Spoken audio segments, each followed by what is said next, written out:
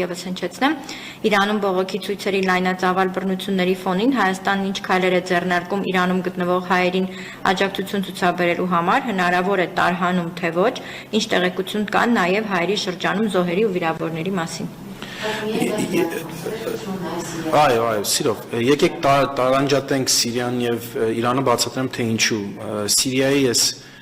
վիճակը մի տեսակ քրոնիկ է, այսինքն մարդիկ արդեն սովորել են։ Ես ցավով եմ դա ասում, որովհետև իհարկե մեր դիրքորոշումը նա է, որ Հայաստանում շատ ավելի լավ է, եթե հնարավորություն ունեք, ու այդ հնարավորությունը եղել է, այսինքն խաղաղ պայմաններ լինում են բարբերաբար, եկեք Հայաստան, եկեք հայրենիքում բնակվեք, որովհետև ապագան շատ մշուշոտ է Սիրիայում։ Եվ նույնիսկ հիմա էլ այս բախումները, որ Հալեպում կան,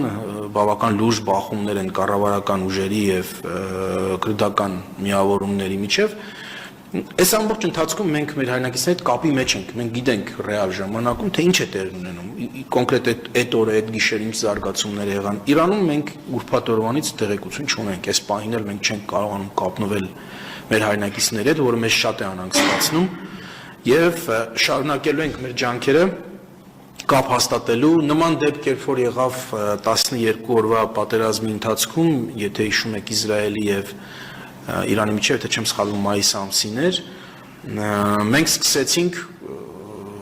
ռեսուրս ձեռք բերեցինք սահմանին, Մեղրիում եւ այնտեղ սահմանը անցնող մեր հայրենակիցների միջոցով էինք ինֆորմացիան սկսում ստանալ, երևի նույն բանը հիմա պիտի այսօրվանից սկսենք անել այնտեղ, որովհետեւ այլապես բնական է այս տեղեկատվական դադարը մեզ շատ է անհանգստացնում, չունենք բավական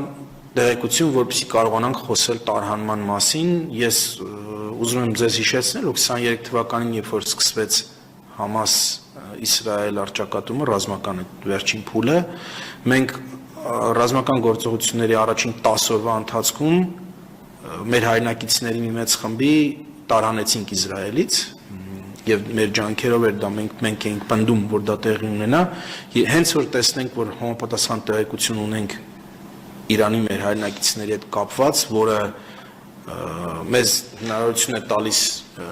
այս պնդումն անել կառավարությունում, իհարկե դա կանենք, բայց այս պահին մենք իրոք շատ անհանգստացած ենք, որտեղ ուրբաթ օրվանից, իսկ ուրբաթ օրը իրականում այս բախումների փուլի ամենասուր մասի սկիզբն էր։ Այո, իհարկե ցույցերը արդեն 12 օր են տևում, 13 օր, բայց ուրբաթ օրվանից սրվել է ամեն ինչ եւ կուզեի պատասխանել, ինձ էլ է շատ անհանգստացնում դա։ Դե ասացի ձեզ, տեսեք,